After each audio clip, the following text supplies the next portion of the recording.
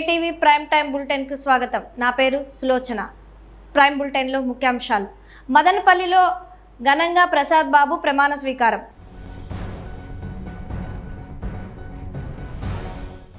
పులివెందల్లో అరటి తోట నిప్పుకు ఎవరి పనో నిగ్గు తేల్చే పనిలో కాకీలు.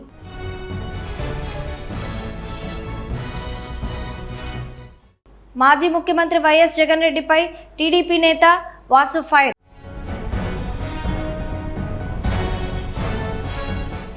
అంటిమిట్ట శ్రీ కోదండరామస్వామి వారి వార్షిక బ్రహ్మోత్సవాల ఏర్పాట్లపై టీటీడీ జేఈఓ సమీక్ష. వైకాపా నాయకత్వంలో రాయలసీమ అభివృద్ధి కోసం రౌండ్ టేబుల్ సమావేశాలు.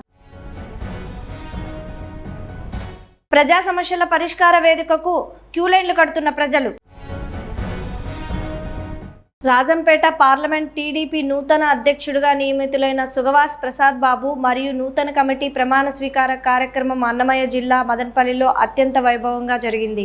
మదనపల్లి బైపాస్ రోడ్లోని రామతులసి కన్వెన్షన్ హాల్లో నిర్వహించిన ఈ వేడుకకు మంత్రి మండిపల్లి రాంప్రసాద్ రెడ్డి, అన్నమయ్య జిల్లా ఇన్ఛార్జ్ మంత్రి బీసీ జనార్దన్ ముఖ్య అతిథులుగా పాల్గొన్నారు. పార్లమెంట్ పరిధిలోని ఎమ్మెల్యేలు, నియోజకవర్గ ఇన్ఛార్జర్లు, పార్టీ ముఖ్య నాయకులు మరియు కార్యకర్తలు భారీ సంఖ్యలో హాజరై కొత్త అధ్యక్షుడికి అభినందనలు తెలిపారు. ఈ సందర్భంగా సుగవాసి ప్రసాద్ బాబు ముఖ్యమంత్రి చంద్రబాబు నాయుడు, లోకేష్ బాబు, పవన్ కళ్యాణ్లకు కృతజ్ఞతలు తెలుపుతూ పార్టీ బలోపేతానికి కృషి చేస్తారని తెలిపారు.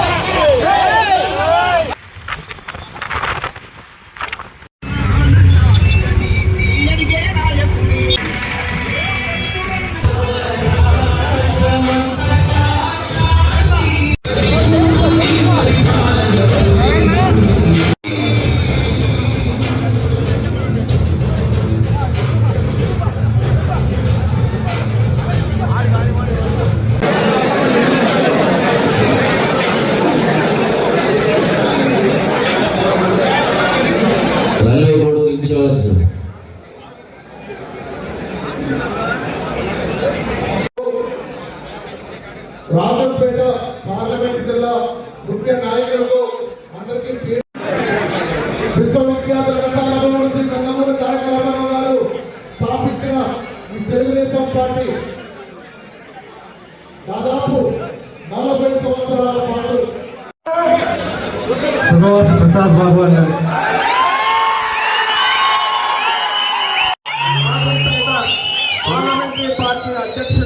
రాజంపేట పార్లమెంటరీ పార్టీ అధ్యక్షునిగా తెలుగుదేశం పార్టీ ఆశయాలకు పవిత్ర లక్ష్యాలకు కట్టుబడి ఉంటూ పార్టీ సభ్యునిగా క్రమశిక్షణతో ప్రజాసేవా భావంతో మనసా వాచా కర్మేణ నిరంతరం పాటుపడుతూ నిస్వార్థంగా అవినీతి అక్రమాలకు పాల్పడకుండా దీక్షా దక్షలతో అంకిత భావంతో తెలుగుదేశం ప్రతిష్టను ప్రతిపత్తిని ఎల్లప్పుడూ కృషి చేస్తూ పార్టీ మరియు ప్రజలు నాపై ఉంచిన విశ్వాసాన్ని వమ్ము చేయకుండా నిత్య చైతన్యంతో పార్టీకి ఉజ్వల భవిష్యత్తు పరిస్థితుల నుంచి ఈ రోజున మళ్ళీ అధికారంలోకి వచ్చిన మన ప్రియతమ నాయకులు నారా చంద్రబాబు నాయుడు గారు లోకేష్ నుంచి 24 వరకు రాష్ట్రంలో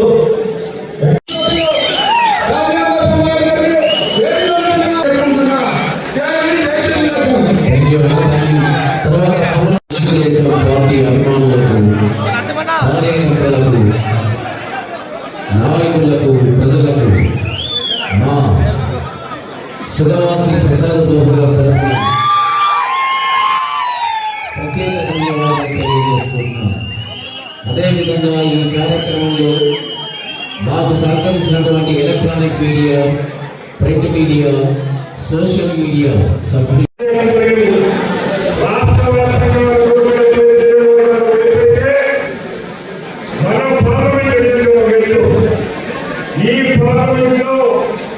ఇంకా పార్టీ బలపడాలి. అలాంటప్పుడు తెలుగుదేశం పార్టీ కార్యకర్తలు సంతోషంగా ఉండాలి. ఈ 2 సంవత్సరాలు నియోజకవర్గ స్థాయి నుంచి ఎవరైతే శాసనసభ్యులుగా ఇన్ఛార్జీలుగా ఉన్నామో శక్తివంచమైన కార్యకర్తల కోసం మహావిష్ణువు పనిచేస్తూ వచ్చారు. ఇప్పుడు కూడా ముఖ్యమంత్రి గారు సంతోషంగా ఉన్నారు. ఎందుకంటే ఏదైతే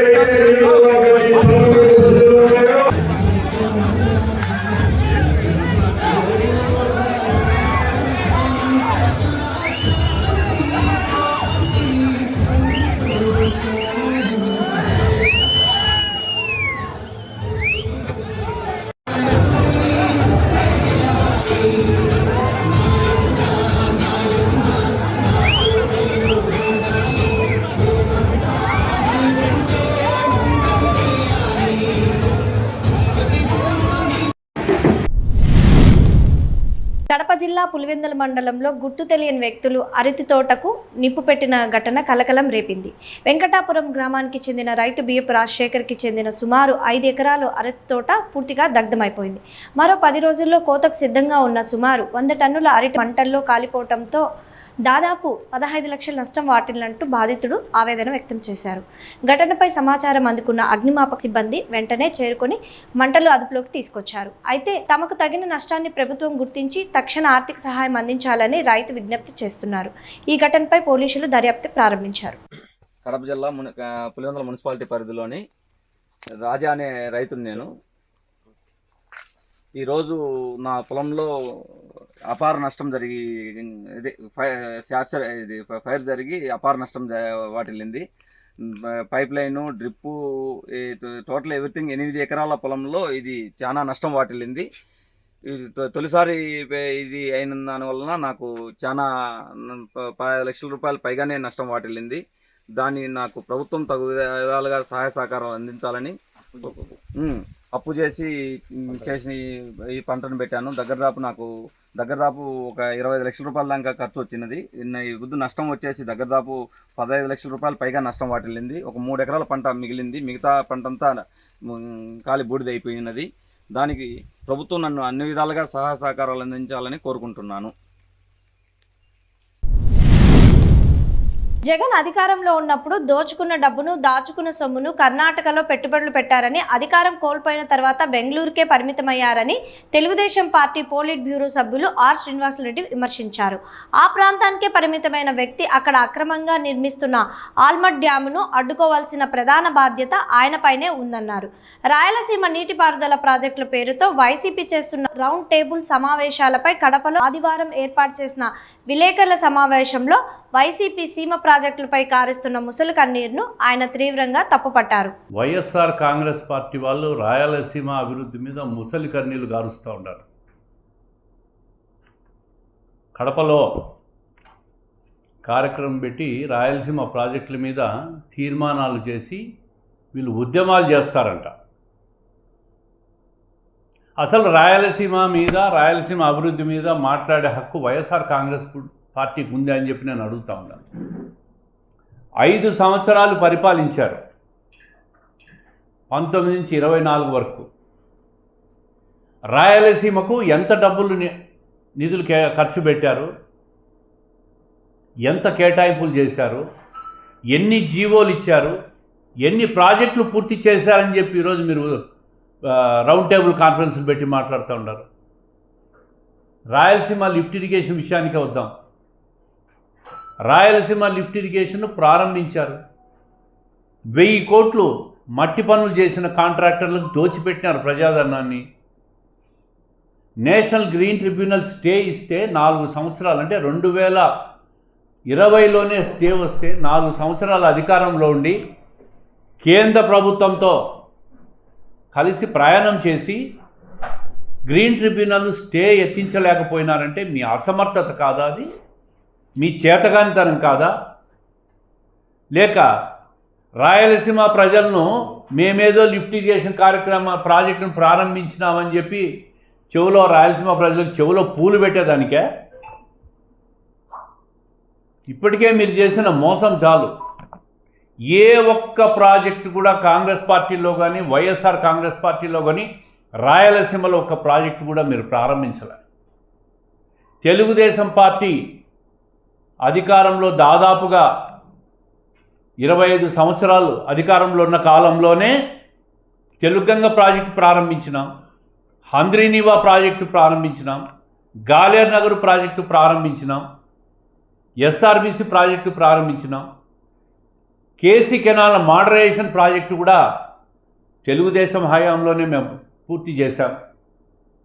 Rayalaseema thermal power project ప్రారంభించినాం NTR హయాంలో. ఈరోజు రాయలసీమ అంతా కూడా solar energy, green energy, pumped storage energy కూడా ఈరోజు రాయలసీమ అంతటా కూడా ప్రారంభించినాం, పూర్తి చేయబోతున్నాం. రాబోయే 2-3 సంవత్సరాల్లో విద్యుత్ శక్తి రంగంలో ఆంధ్రప్రదేశ్ దేశంలోనే నెంబర్ 1గా రాబోయే 2-3 సంవత్సరాలు కాబోతా ఉంది. ఇదంతా కూడా రాయలసీమ నుంచి జనరేట్ అయ్యే విద్యుత్. ఇది నీటిపారుదల విషయానికి వస్తే హంద్రీనీవా ప్రాజెక్టును 6 నెలల్లో 3,800 కోట్లు ఖర్చు పెట్టి 700 కిలోమీటర్లు కృష్ణా నుంచి కుప్పం వరకు నీళ్లు తీసుకుపోగలిగినాం. మీరు చేశారా పని? మీరు పూర్తి చేశారా? మీరు డబ్బు ఖర్చు పెట్టారా? పులివెందల్లో కూడా తెలుగుదేశం పార్టీ హయాంలో 2018లో మాజీ ముఖ్యమంత్రి గారి నియోజకవర్గంలో 40 సంవత్సరాలు పరిపాలన చేస్తే నీళ్ళు ఇవ్వలేకపోతే గండికోట నుంచి లిఫ్ట్ ఇరిగేషన్లు పూర్తి చేసి పైడిపాలెంకు, చిత్రావతికి నీళ్ళు ఇచ్చిన ఘనత చంద్రబాబు నాయుడు గారిదనే విషయాన్ని మీకు గుర్తు చేస్తున్న ఈ రాయలసీమ వాసులు ఎవరైతే మొసలి కన్నీళ్ళు గార్చిపోయినారో ఈరోజు కడపలో, ఇదే కడపలో పులివెందలకు వెళ్ళి ఎవరు ప్రారంభించినారు, ఎవరు నీళ్ళు ఇచ్చారని చెప్పి అక్కడ రైతులను అడగమని చెప్పి నేను అడుగుతా ఉండా. రౌండ్ టేబుల్ కాన్ఫరెన్సులు పెట్టి ప్రజలను రెచ్చగొట్టడం కాదు, ప్రజల అమాయకులు కాదు. ఉద్యమాలు చేయండి, పాదయాత్రలు చేయండి. లిఫ్ట్ ఇరిగేషన్ ప్రాజెక్టుకు పోయి లిఫ్ట్ ఇరిగేషన్ ప్రాజెక్టును ఎందుకు ఆగిపోయిందమ్మా అని చెప్పి వైఎస్ఆర్ కాంగ్రెస్ పార్టీ నాయకుల ముందు అక్కడున్న లిఫ్ట్ ఇరిగేషన్ అడగాలి. 1000 కోట్లు ప్రజాధనాన్ని నాశనం చేశారు. అవగాహన లేకుండా, సాంకేతిక పరిజ్ఞానం లేకుండా హడావిడిగా ప్రాజెక్టులు ప్రారంభిస్తారు. హడావిడిగా ప్రాజెక్టులు ప్రారంభించి 1000 కోట్ల ప్రజాధనాన్ని నాశనం చేశారు. మీ హయాంలో భూమి పూజలు చేశారు. జగన్మోహన్ రెడ్డి గారి హయాంలో 12,000 కోట్లు పైచిలకు కడప జిల్లాలో జీవోలు ఇచ్చినారు. ఒక్క ప్రాజెక్ట్ అన్నా మీరు పూర్తి చేశారని చెప్పి నేను అడుగుతా ఉన్నాను. గండికోట నుంచి అడిషనల్ లిఫ్ట్ అని చెప్పి 4,600 కోట్లతో జీవో ఇచ్చి ఆ జీవోను మీరు ఎందుకు క్యాన్సిల్ చేశారో మీరు ముందు చెప్పాలి. కడప జిల్లా నుంచి ముఖ్యమంత్రిగా ఉండి కడప జిల్లాకు అన్యాయం చేసిన ముఖ్యమంత్రిగా జగన్మోహన్ రెడ్డి గారు మిగిలిపోతూ ఉన్నారు. ఈరోజు రాష్ట్రంలో అన్ని ఇరిగేషన్ ప్రాజెక్టుల మీద పూర్తి స్థాయిలో నిధులు కేటాయించి పూర్తి చేసేదానికి ప్రభుత్వం చిత్తశుద్ధితో ఉంది. మీలాగా వెలుగొండ ప్రాజెక్టు పూర్తి కాకుండానే జాతికి అంకితం చేసే అబద్ధాలు చెప్పే ప్రభుత్వం మాది కాదు.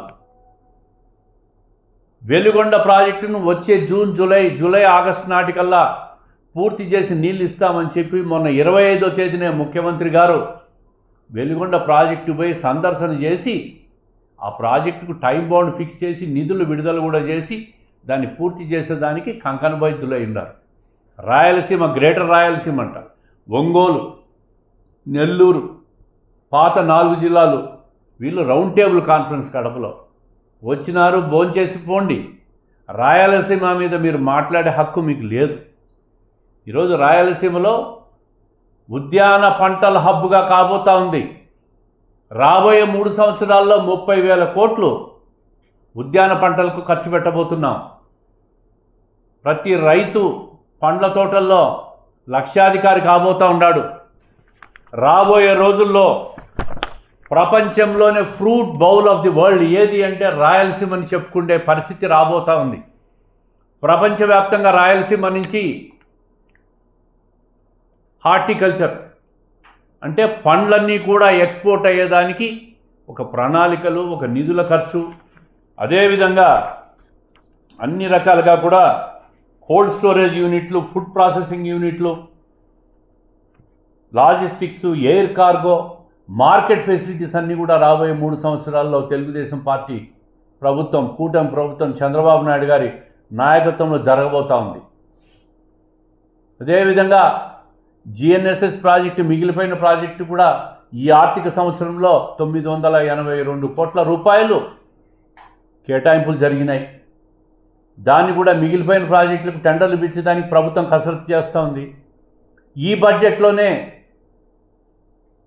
జమ్మలమడుగులో ఉన్న జిందాల్ స్టీల్ ఫ్యాక్టరీకి మౌలిక వసతుల కోసం 25 కోట్లు, రోడ్లు, డ్రైనేజ్ వ్యవస్థ, నీటి వ్యవస్థ కోసం 25 కోట్లు నిధులు కేటాయించాం. ప్రైవేట్ ఆర్గనైజేషన్లో స్టీల్ ఫ్యాక్టరీ ప్రారంభమవుతూ ఉంది. అదేవిధంగా తిరుపతిలో శ్రీ సిటీ డెవలప్ అయింది చంద్రబాబు నాయుడు గారి టైంలో.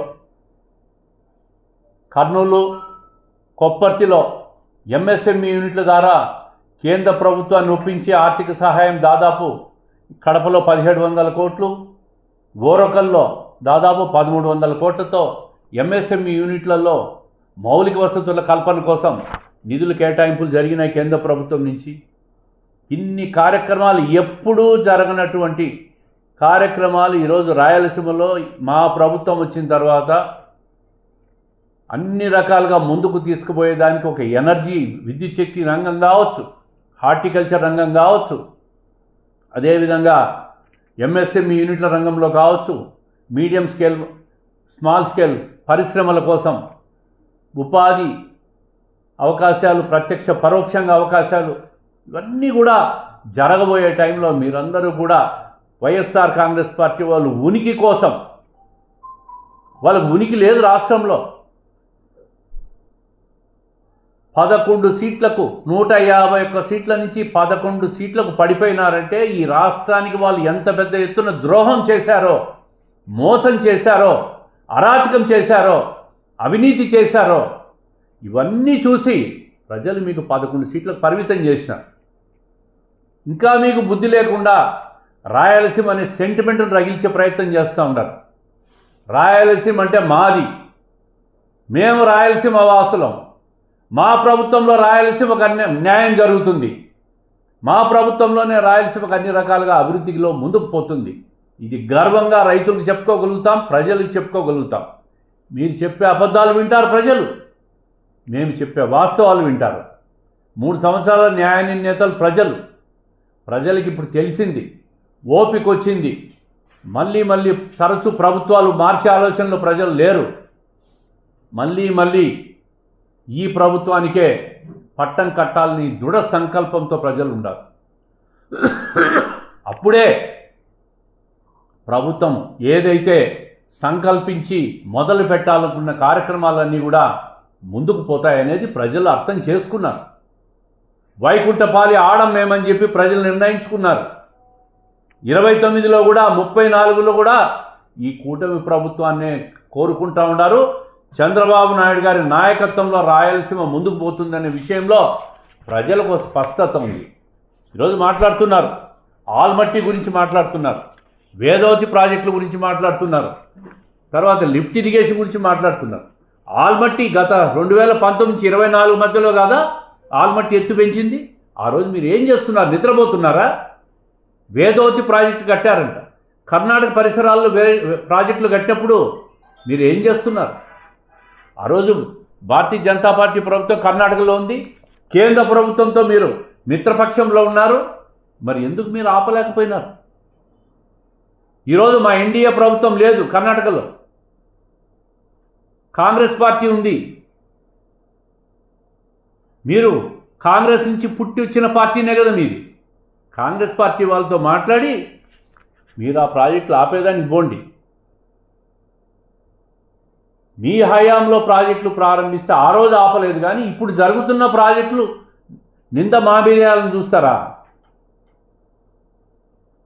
ప్రజలు మీ మీద బురద వేసి ఇంటికి పంపించినారు. మళ్ళీ రాయలసీమ లిఫ్ట్ ఇరిగేషన్ గురించి మాట్లాడుతున్నారు. 4 సంవత్సరాలు నిద్రపోయినారని చెప్పి నన్ను అడుగుతా ఉన్నా. హార్టికల్చర్ హబ్గా జరిగేది మీకు ఇష్టం లేదా? విద్యుత్ శక్తి రంగంలో రాయలసీమ నుంచి ఆదాయం వచ్చేది మీకు ఇష్టం లేదా? ఎంఎస్ఎంఈ యూనిట్ రాయలసీమ నుంచి వచ్చేది మీకు ఇష్టం లేదా? దాని మీద ప్రజల దగ్గర ఇవ్వండి. ఇవన్నీ వచ్చినాయి, ఈ యూనిట్లన్నీ వచ్చినాయి. ప్రజలు మీ అభిప్రాయం ఏందని చెప్పి మీరు అడగండి, ప్రజలే చెప్తారు. మీకు బురద మొహాన్ని మూస్తారు. ప్రజలను మభ్యపెట్టే ప్రయత్నం చేయొద్దు. మీకు ఉనికి లేదు, మీకు ఉనికి కోల్పోయినారు. ఉనికి కోసమే రౌండ్ టేబుల్ కాన్ఫరెన్స్ 2 సంవత్సరాల తర్వాత మీరు మొదలుపెట్టారు. జగన్మోహన్ రెడ్డి గారిని చూస్తూ ఉన్నాం. ఆయన కడప బిడ్డ కాదు, కన్నడ బిడ్డ అని ఆ రోజే తేలిపోయింది అధికారం పోయినప్పుడే. అధికారంలో ఉన్నప్పుడు దోచుకున్న డబ్బు, దాచుకున్న పెట్టుబడులు ఇవన్నీ కర్ణాటకలో పెట్టేదానికి పోతాడు. అధికారం పోయిన తర్వాత పూర్తిగా ఆ ప్రాంతానికే పరిమితమవుతాడు. మరి ఆ ప్రాంతంలో పరిమితమైన వ్యక్తి ఆ ప్రాంతంలో కడుతున్న ప్రాజెక్టులు ఆపేదానికి బొమ్మనండి. ఇవి చెయ్యకుండా రాయలసీమలో ఈరోజు ఒక సెంటిమెంటల్ రగల్చి విద్వేషాలు పెంచి ప్రజలను రెచ్చగొట్టే ప్రయత్నం చేస్తూ ఉంటారు. సంతోషంగా ఉండారు రైతులు. రాయలసీమలో 17 రిజర్వాయర్లు ఉంటే ఈరోజు 335 టీఎంసీల నీళ్లున్నాయి. గత 10 సంవత్సరాలు 15 సంవత్సరాలు పరిశీలిస్తే ఏ సంవత్సరంలో కూడా జనవరి నెలలో 335 టీఎంసీలు నిల్వ ఉన్న పరిస్థితి ఎప్పుడూ లేదు. ఇది నీటిపారుదల మీద ఈ ప్రభుత్వానికి చంద్రబాబు నాయుడు గారికి ఉన్న పరిపాలన అనుభవం. మీడియం ఇరిగేషన్ ప్రాజెక్టులు 36 టీఎంసీలు ఈరోజుకి నీటి నిల్వ ఉంది. ఈ విధంగా మైనర్ ఇరిగేషన్లో 92 టీఎంసీలు, అంటే చెరువులు చిన్న చిన్న ట్యాంకులు కలిపితే 92 టీఎంసీలు నీళ్లు ఉన్నాయి. ఇవన్నీ కూడా ఈ ప్రభుత్వంలో ఒక అనుభవంతో, పరిపాలన దక్షతతో ఒడిసి పట్టిన వర్షపు నీటిని చుక్కను కూడా పట్టుకొని ఏ విధంగా దాచుకోవాలా, రిజర్వాయర్లు నింపాలా అనే ఒక ప్రణాళికతో ఈ ప్రభుత్వం ముందుకు పోతూ ఉంది. ఇవి చేయకుండా ఆ నీళ్లను చూసి ఒక్కసారి గండికోట రిజర్వాయర్కు ఈ బృందాన్ని పోయి చూడాలని చెప్పి కోరుతూ ఉండా. పైడిపాలెం రిజర్వాయర్కి పోయి చూడాలని కోరుతూ ఉండా. చిత్రావతి రిజర్వాయర్కు కడపకు వచ్చినారు కదా, పోయి చూడండి. బ్రహ్మంసాగర్ ప్రాజెక్టుకు పోయి చూడండి. రౌండ్ టేబుల్ కాన్ఫరెన్స్లు అక్కడ పెట్టండి. మీరు అక్కడికి ప్రజలు వచ్చి చూస్తారు. అక్కడ నీళ్లు ఉంటాయి, వీళ్ళు నీళ్లు లేవని రౌండ్ టేబుల్ కాన్ఫరెన్స్లు పెడుతున్నారు, మూర్ఖులు అని చెప్పి ప్రజలు కూడా మిమ్మల్ని తిరస్కరించిపోతారు. రాయలసీమ అభివృద్ధిలో పేటెంట్ రైట్స్ తెలుగుదేశం ప్రభుత్వం అంది. ఇది మేము గర్వంగా చెప్పుకోగలుగుతాం. మీరు చెప్పుకోగలుగుతారా? మీ హయాంలో ఎన్ని నిధులు ఖర్చు పెట్టారో 2019 నుంచి 24 వరకు మీరు చెప్పుకోగలుగుతారా? 14 నుంచి 19 వరకు మేము ఎంత ఖర్చు పెట్టామో గర్వంగా చెప్పుకోగలుగుతాం. రాష్ట్రం విడిపోయిన తర్వాత ఎన్ని ప్రాజెక్టులు పరిపాలన అనుమతులు రాయలసీమలో ఇచ్చామో మేము చెప్పుకుంటాం. మీ దగ్గర చెప్పుకోగలుగుతారా?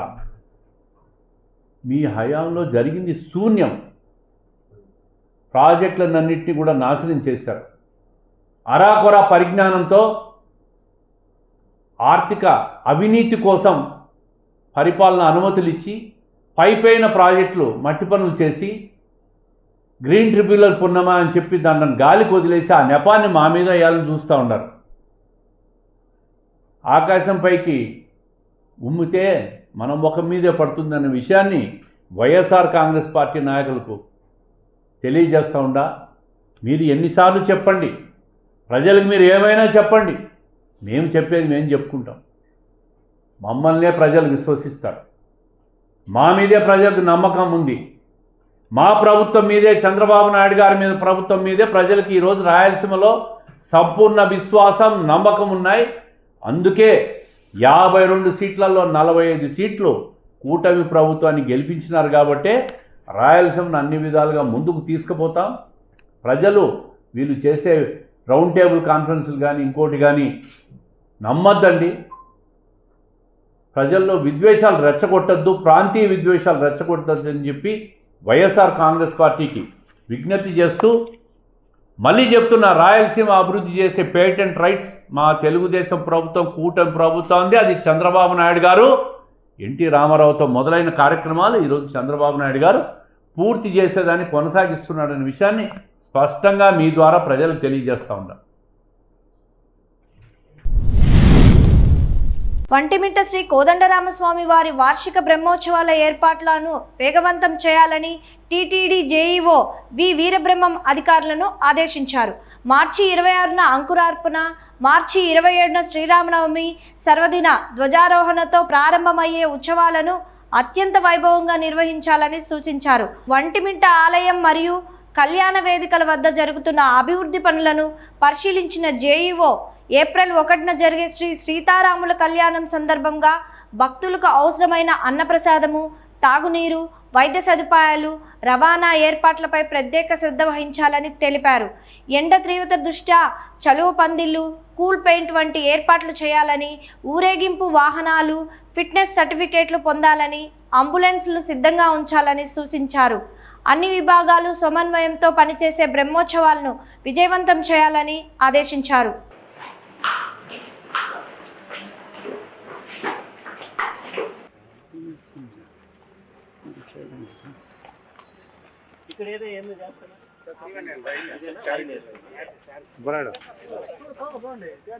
ఇది ఏరియా అంతా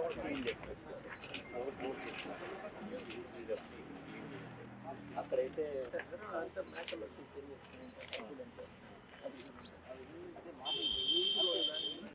బ్రహ్మోత్సవాలకి ఏంటంటే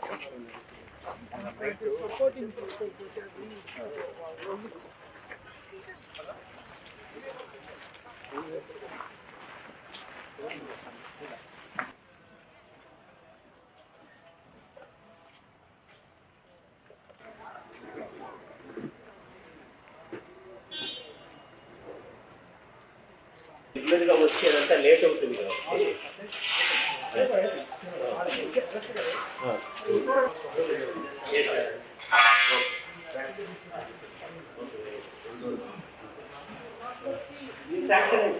పని చేయండి. విజయ్ కుమార్ ఈ పక్క ఆ పక్క చెట్లు పెట్టి ఇప్పుడు ఏం చేస్తారంటే దీన్ని ఏం చేస్తారంటే ప్లాంటేషన్ చేస్తారు. అంటే ఎట్లా ఉండాలంటే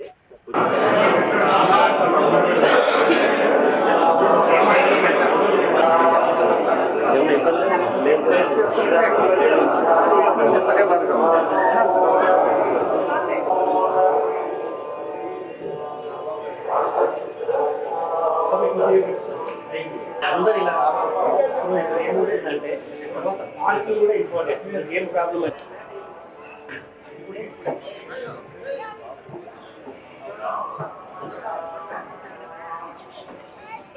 నేను అన్వేషించుకుంటూ ఏంటంటే సార్కి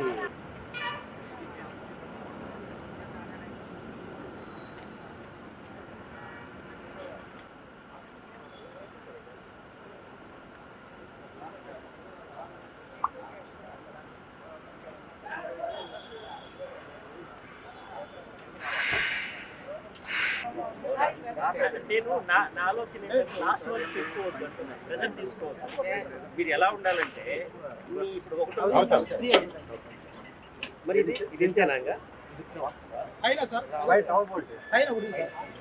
అవును పైన వేస్తారు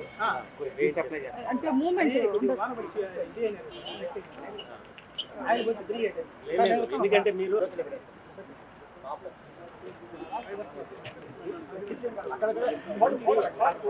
రాకూడదు, లాక్ కంట్రోల్లో ఉండాలా. ఇది వీళ్ళు లైటింగ్ అలా పెట్టుకుంటారు. Okay sir.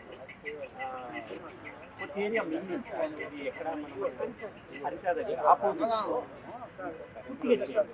ఎందుకంటే నువ్వు వద్దనే వద్దు, డోంట్ టేక్ దిస్. ఎందుకే నీకు వారం ఈ ఏరియా ఎప్పుడు ఏ పరిస్థితుల్లో కూర్చుండేటట్టు ఉండాలి. ఇదే ర్యాంపు స్టేట్ అక్కడి నుంచి లెఫ్ట్ రైట్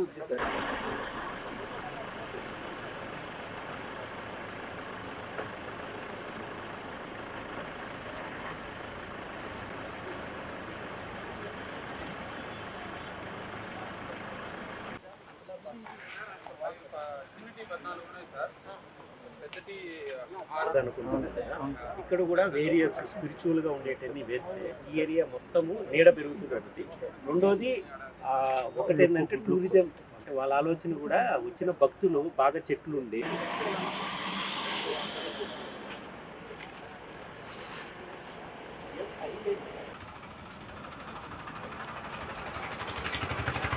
నేనైనా చేస్తాను. నాకు ఈజీ పని కష్టమైంది.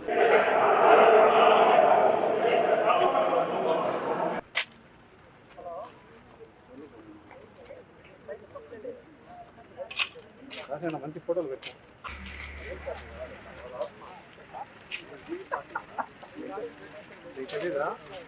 నాకు తెలిసిన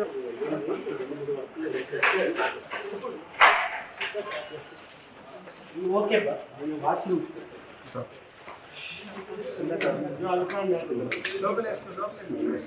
నేను అడిగేది వాచ్ ఇవి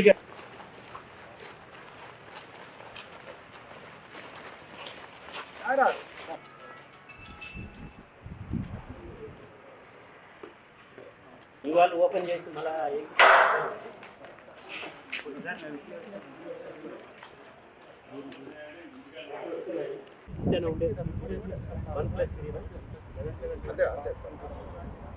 అవన్నీ కూడా సాఫ్ట్ కాపీ పెట్టారు.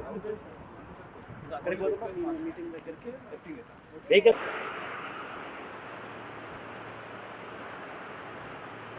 సంబంధించి వాళ్ళు ఇంజనీరింగ్స్ మెకానికల్ దాంట్లో అక్కడ ఉన్నటువంటి షిఫ్ట్ చేసుకోవడం మాకు కావాల్సిన డిజైన్స్ ప్యాకింగ్ ఏరియాస్ మరియు దాన్ని టీచర్ తర్వాత తీసుకున్న తర్వాత కొన్ని ప్రాబ్లమ్స్ చెప్పారు. ఎక్కడ పెబుల్స్ లేకుండా నీట్గా చేయించాలి. తర్వాత డీప్ క్లీనింగ్ కూడా చేయించాలి. ఇక్కడ కూడా అనిపిస్తారు సరిగా లేదు. డీప్ క్లీనింగ్ ఈసారి ఉంటే లేదు తెచ్చుకోండి, మరి పెట్టుకోండి ఇప్పుడైనా. సో మిగతా రోజుల్లో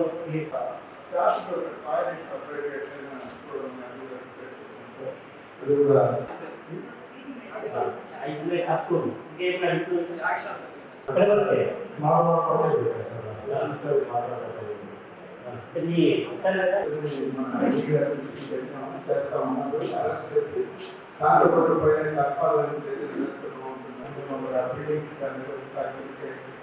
బాగా ఏదైతే మన అన్నప్రసాద్ అది కూడా. ఓం నమో వెంకటేశాయ. ఒంటిమిట్ట శ్రీ కోదండ రామస్వామి బ్రహ్మోత్సవాలు, శ్రీ సీతారామ కళ్యాణ మహోత్సవానికి సంబంధించి ఈరోజు టీటీడీ అధికారులందరితో మైన్యూట్ లెవెల్లో ఇన్స్పెక్షన్ చేయడం జరిగింది. సో ఇక్కడ టెంపుల్ పరిసరాలు, కళ్యాణ వేదిక, దానికి సంబంధించిన పరిసరాలు, ఆల్ డిపార్ట్మెంట్స్లో ఏ వర్క్స్ చేయాలి.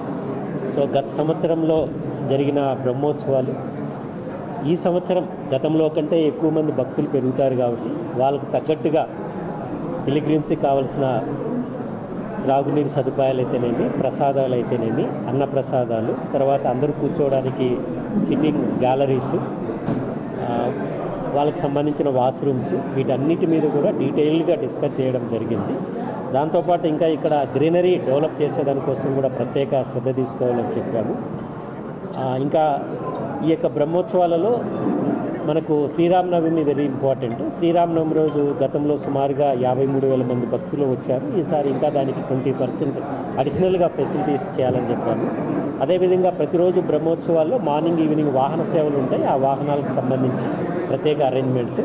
దాంతోపాటు శ్రీ సీతారామ కళ్యాణానికి సంబంధించి ఆ స్టేట్ ఈవెంట్ రోజు ఏమేమి ఏర్పాటు చేయాలనే దాని మీద అన్ని డిపార్ట్మెంట్లు కూడా ఇప్పటి నుంచి సీరియస్గా వర్క్ చేయడం జరుగుతుంది. జిల్లా అడ్మినిస్ట్రేషన్తో కోఆర్డినేషన్ చేసుకునేసి అన్ని ఏర్పాట్లు కూడా భక్తులకు మంచిగా చేయడం జరుగుతుంది. ఇప్పుడు ఇందులో ఎక్స్క్లూజివ్గా మనము అన్నదానానికి సంబంధించి ఏమేమి చేస్తారు, ఇంజనీరింగ్ ఏమేమి చేస్తారు అనేది కూడా కన్సర్న్ ఆఫీసర్స్ ఇప్పుడు డీటెయిల్గా చెప్పడం జరుగుతుంది. ఓం నమో వెంకటేశ్వర.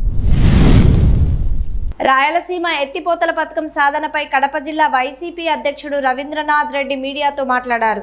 రౌండ్ టేబుల్ సమావేశంలో భవిష్యత్ కార్యాచరణపై చర్చించి కలిసొచ్చే రాజకీయాలు, పార్టీలు, ప్రజా సంఘాలతో కలిసి పెద్ద ఎత్తున ఉద్యమం చేపట్టాలని నిర్ణయించామని తెలిపారు.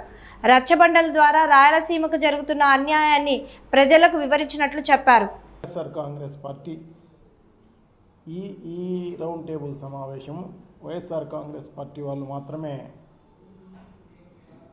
చేసి సాధ్యాసాధ్యాలు ఎలా ముందుకు పోవాలి ఇవన్నీ కూడా ఆలోచన చేయాలి, భవిష్యత్తు ప్రణాళికను నిర్మించుకోవాలి అన్న ఉద్దేశంతో ఈ కార్యక్రమాన్ని ఏర్పాటు చేయడం జరిగింది. భవిష్యత్తులో జరగబోయే అన్ని జిల్లాలకు సంబంధించిన రౌండ్ టేబుల్ సమావేశాల్లో తప్పకుండా కలిసొచ్చే ప్రజా సంఘాలు, కలిసొచ్చే పార్టీలతో కలిపి ఈ ఉద్యమాన్ని పెద్ద ఎత్తున చేయాలనేదే ఉద్దేశం. సో అదే కాకుండా ప్రజల్లో బాగా అవేర్నెస్ తీసుకొచ్చేదానికి వీలుగా నియోజకవర్గ స్థాయి అయితేనేమి, మండల స్థాయి అయితేనేమి, గ్రామ స్థాయి నుంచి రచ్చబండల ద్వారా ప్రజల్లోకి మనకు జరుగుతున్న అన్యాయాన్ని, మరి ముఖ్యంగా గ్రేటర్ రాయలసీమకు సంబంధించి జరుగుతున్న అన్యాయాన్ని, రాబోయే కాలంలో జరగబోతున్న మనకు జరిగే నష్టాన్ని ప్రజలకు, రైతులకు అందరికీ వివరించి వారందరినీ కూడగట్టుకుని పెద్ద ఎత్తున ఉద్యమాన్ని కొనసాగించాలన్నదే ప్రధాన ఉద్దేశం. సో అదే తీర్మానం చేయడం జరిగింది. ఎందుకంటే ఇదేదో మన రాబోయే కాలంలో వచ్చే ఎలక్షన్స్లో వైఎస్ఆర్ కాంగ్రెస్ పార్టీ అధికారంలోకి వస్తే చేద్దాంలే అనేది కాదు. ఎందుకంటే బవాచావత్ ట్రిబ్యునల్ అనే ట్రిబ్యునల్ అవార్డు ఈ మధ్యలో కూడా వచ్చే అవకాశం ఉంటుంది. అప్పుడు మనం నష్టపోయే కార్యక్రమం జరుగుతుంది. అందుకోసమే ఈ ప్రభుత్వాన్ని నయాన్నో భయాన్నో ఒప్పించి ఖచ్చితంగా ఇది పూర్తి చేయాలన్నదే ప్రధాన ఉద్దేశం. ఎందుకంటే రాయలసీమ ప్రజలు, రైతులు వీళ్ళందరూ కూడా వలసలు పోకోకుండా, ఆత్మహత్యలు చేసుకోకుండా ఉండాలి అంటే ఖచ్చితంగా మనం పోరాడాల్సిన అవసరం తప్పకుండా ఉంది. మన భవిష్యత్ తరాలు బాగుండాలి అంటే తప్పకుండా మనమందరం కూడా పోరాడాల్సిన అవసరం తప్పకుండా ఉంది. ఇంటింటికి బయలుదేరాల్సిన అవసరం తప్పకుండా ఉంది. రోడ్డు మీదకి రావాల్సిన అవసరం తప్పకుండా ఉంది. వచ్చి ఆ రకంగా పోరాటం చేస్తేనే, ఎందుకంటే వ్యవసాయమే దండగా అన్న చంద్రబాబు నాయుడు గారు అధికారంలో ఉన్న పరిస్థితుల్లో ఖచ్చితంగా మనం పెద్ద ఎత్తున చేస్తే కానీ ఈ ప్రభుత్వానికి చీమ కుట్టినట్టుగా కూడా ఉండదు. అదే కాకుండా ఈ ప్రభుత్వం ఎలా వ్యవహరిస్తోందంటే దీనిపైన హేళనగా మాట్లాడే కార్యక్రమం జరుగుతోంది. ప్రభుత్వమే కాదు, రాయలసీమకు సంబంధించిన నాయకులు కూడా హేళనగా మాట్లాడే కార్యక్రమం జరుగుతోంది. వాళ్ళు నిశ్శబ్దంగా ఉన్నా పర్వాలేదు, కానీ రాయలసీమలో పుట్టి ఏదో తల్లి రొమ్మును గుద్దినట్టుగా పాలు తాగి ఆ రకంగా వీళ్ళు కూడా అదే కార్యక్రమం చేస్తే నిజంగా చరిత్రహీనులు అయిపోయే కార్యక్రమం జరగబోతుంది. ఎందుకంటే వాస్తవాలు ప్రజలకు వివరించాల్సిన అవసరం తప్పకుండా ఉంది. ప్రజలు ఇవన్నీ వాస్తవాలను అంగీకరించాల్సిన అవసరం కూడా ఉంది. ఎందుకంటే చంద్రబాబు నాయుడు గారికి వ్యవసాయం అంటే తెలీదు, అలాగే అతను నిజంగానే ప్రజల ఓట్లతో అధికారంలోకి వచ్చిన పరిస్థితి లేదు. ఏదో ఈవీఎంల ట్యాంపరింగ్తోనో ఇంకొక రకంగా వచ్చింది తప్ప ప్రజల ఓట్లతో వచ్చిన పరిస్థితి లేదు.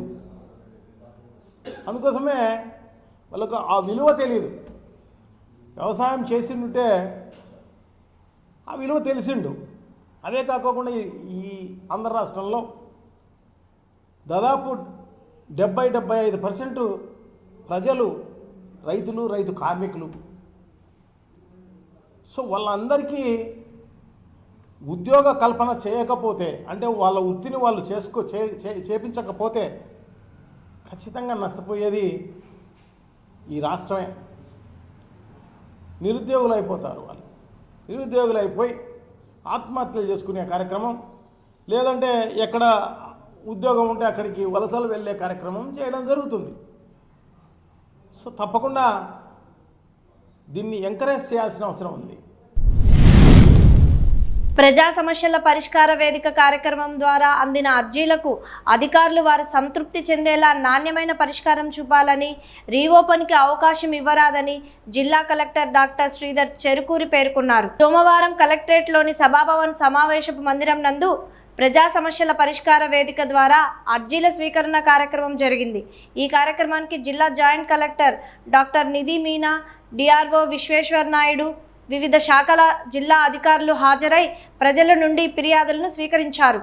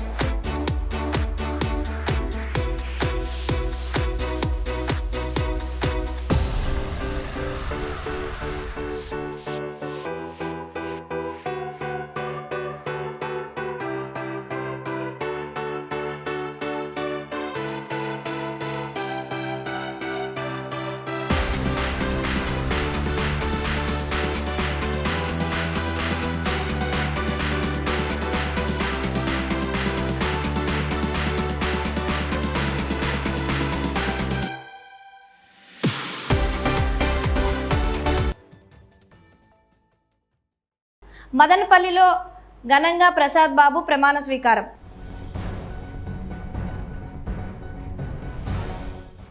పులివెందల్లో అరటి తోట నిప్పుకు ఎవరి పనో నిగ్గు తేల్చే పనిలో కాకీలు.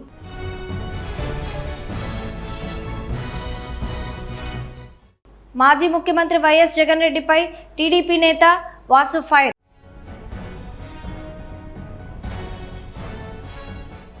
అంటిమిట్ట శ్రీ కోదండరామస్వామి వారి వార్షిక బ్రహ్మోత్సవాల ఏర్పాట్లపై టీటీడీ జేఈఓ సమీక్ష. వైకాపా నాయకత్వంలో రాయలసీమ అభివృద్ధి కోసం రౌండ్ టేబుల్ సమావేశాలు. ప్రజా సమస్యల పరిష్కార వేదికకు క్యూలైన్లు కడుతున్న ప్రజలు. ఇది ఇవాల్టి ప్రైమ్ టైం బులెటిన్. చూస్తూనే ఉండండి కేటీవీ.